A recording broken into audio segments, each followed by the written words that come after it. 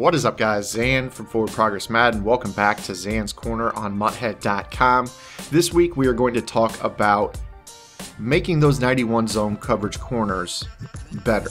Now, we talk about thresholds in the game, and this was a major topic of discussion last week. And people wanted to know, are the best animations in zone coverage at 90 or 91 zone coverage? Now, I was on Team 90 last week, and after further testing, I've kind of shifted towards Team 91. But let me explain why I think that 90 is a valuable resource for you.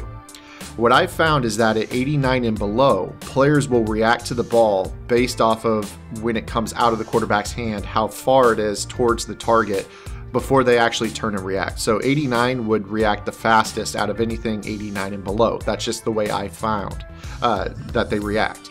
Now at 90, what I notice is that players will react the second the ball leaves the quarterback's fingertips.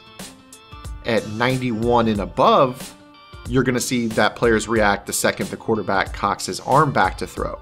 Now, this is huge in a competitive game because a lot of times players are winding up, trying to hit those deep one-play touchdowns. They're trying to hit corner routes, deep throws to the sideline, out routes, comebacks, things like that. And that's why the 91 zone coverage is so important, because they are turning and sprinting the second you throw the ball. So what I want to do here is just show you a quick example of what I'm talking about. So we're going to go ahead and throw a corner route right here. And I'm not actually going to run off this guy with a route to pull him deep. I just want to show you how quick Chris Harris Jr. reacts to this throw. So we're going to throw this ball to Randall Cobbs. And what you're going to notice is that Chris Harris, who has 93 zone coverage, which is above that 91 threshold, turns and reacts the instant Aaron Rodgers cocks his arm. You see that immediately he snaps to attention and is there to try to break up the pass. Now, Cobb held on to that for some reason, but we'll go ahead and look at the replay.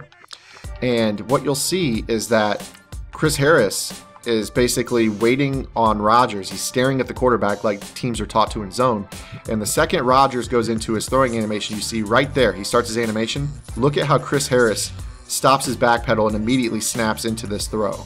And he's trying to make a play on this ball here to try to break it up. And what you see a lot of times is picks back down the sideline the other way from these 91 zone coverage corners. So we'll go ahead and throw another one, and you'll see that it's pretty much the same idea, where again, he's just getting out there to pick that ball off, and you see that that's exactly what he did right there. So what I'm going to do in this video is I'm going to teach you about protecting that zone coverage corner, and also teach you guys offensively how you can try to attack those zone coverage corners. So this tip kind of works both ways. You're going to have to learn to protect your corners, make sure that they don't get their hips turned. Now, let's go ahead and start by breaking down this play, wide receiver corners versus traditional cover 4. So what I want to show you here is I'm actually just going to call a regular cover 4, and I'm going to show you that I've found a way to get the defensive back to turn his hips. So in this example, we're paying attention to Randall Cobbs. And what you're going to notice with this is that the DB turns his hips, and we're able to tuck this throw to the sideline with no other route in the area pulling that defensive back. So it's kind of a pain to defend this corner route, because that's a traditional response that you're going to see out of this player. And there are a lot of different corner routes that you can throw in this game that will do the exact same thing. We'll flip the play. Here's another corner route. And what you're going to see with this is that Cobb is able to try to get separation. Now, here's where I want you to notice what I did with this. So I flipped that play to put a different corner. Look at Randall Cobb's corner. What I've done in this video is I placed Randall Cobb at 91 route running. So keep that in mind. I went into the depth chart and I changed the route running ratings of the wide receivers to test thresholds on route running. And what I'm finding is that different routes get better separation at 91 route running. Now, this is something that's kind of been known, but people have applied it to man coverage more so than zone. But you're seeing in this is a clear application of, if you pay attention to the route running rating of your player and the route itself when you look at the play art, that you can get drastically different results. So look at Jordy Nelson's route compared to Randall Cobbs. Now, there's a couple of differences. For one, the route shape itself. You look at Cobbs, he's kind of got an extra cut in his, whereas Jordy Nelson's is just a very, very smooth corner with no extra cut. And you can see that In addition to that, Jordy Nelson is off the line of scrimmage, Randall Cobb is on the line of scrimmage, which could cause for that extra separation that you're seeing. Now, the other thing that you need to pay attention to is that when we flip the play, you notice that Cobb didn't have that same route, whereas Nelson, who also has 91 plus route running, now has that route on that side. And you can see that he does the exact same thing on this side of the field because he has that extra little jig in his cut. Now, if you're facing somebody who is running these routes that are getting extra cuts to try to get them separation against zone, the counter to this is very, very, very simple. So the next thing I want to do is I want to show you Davante Adams.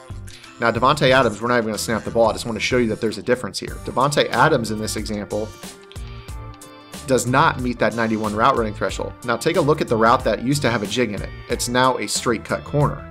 And with this example, you will notice that you could still get him open, however, it's not as open.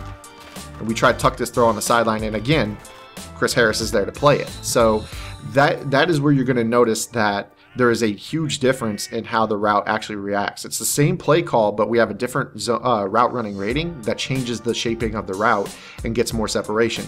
This is giving the advantage to those players that have high route running, like Julian Edelman flashback that just came out last week, and different items that you can get to that threshold, the Odell Beckham.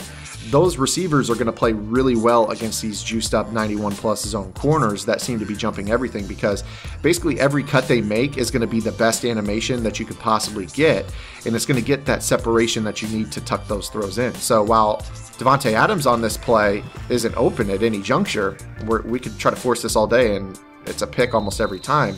You notice how if we just put in Randall Cobb or Jordy Nelson, now all of a sudden the play is better. So what we're going to do now is we're going to go back to the play call screen, and I'm going to sub back in Jordy, who is 93 route running, to face Chris Harris Jr.'s 93 zone coverage. And what we're going to do with this is we're going to test out this against a number of cover 4. So I'm going to go into concepts. We're going to go into cover 4. And what we're going to do is I'm just going to show you that sometimes this will get open and sometimes it won't. And what it ultimately depends on in cover 4 is one thing and one thing only. We've got this route with the extra cut on it, and you're going to notice that it either gets open or it doesn't. You see that again, DB turns his hips, we're able to tuck that throw in. Now there was a nice little buzz zone or some sort of quarter zone that was able to take that away, but you're seeing that if Jordy Nelson gets a free release, there's zero chance that Chris Harris Jr. is going to be able to react to this. So we've called this over and over and over, and you're seeing that if Jordy Nelson runs free, it's a dot every single time to the outside. He's got that 93 route running. It neutralizes the reaction of that player. And again, we've thrown it several times. DB is turning his hips every single time. So now let's go back into the play call menu, and I'm going to show you a specific call that you can use to try to get this to get some effectiveness out of your corner with that 91 zone. So we've exploited Chris Harris Jr. 5 or 6 times in a row right there. All you really need to do with this play is call some sort of cover 4 that has a player standing over the route that is giving you trouble. And particularly with a lot of players that run compression, you're going to see that those seam flats get in the area just enough. And now all of a sudden, Chris Harris Jr. doesn't actually have to turn his hips. All that you need is just a slight jam on that receiver, and all of a sudden, it neutralizes the route completely. You see that the seam flat just kind of gives a little zone chuck to him, and Chris Harris never ever has to turn his hips. And he's able to make the play, putting the ball back into the court of the defense. Now, if somebody is doing that to you, obviously you would need to make sure that you're trying to get your receiver a free release. So if you motion somebody across the formation, you would have somebody that could run off that deep quarter zone, allowing you to tuck in the corner. In a more traditional sense, you're able to flood the zones in a more accurate way. Now, you could obviously motion Ty Montgomery into the slot. That will change the target of the press. Jordy gets a free release. But even still, in that scenario, as long as you have somebody who's jamming over there, for some reason, that defensive back is not going to turn his hips. So it's going to take knowledge of what your opponent is running. Are they getting a jam on the route? If so, you have to go to a more traditional flood. And then once you do that, you're going to notice that you can go back to your route getting open in a more traditional sense and you've got a more traditional route combination of a flood to beat the defense. So hopefully this video has been helpful for you. There is a existing threshold at 91 route running to help get you the crazy animations that will probably help you get a little bit of separation. And you can see right here that, I mean, even with the 91 route running, you still will have times where you could fit that throw in against the 91 plus zone. So hopefully this video was helpful. If you have any questions, leave them below. Until next week, this is Zan. Get in the lab and good luck.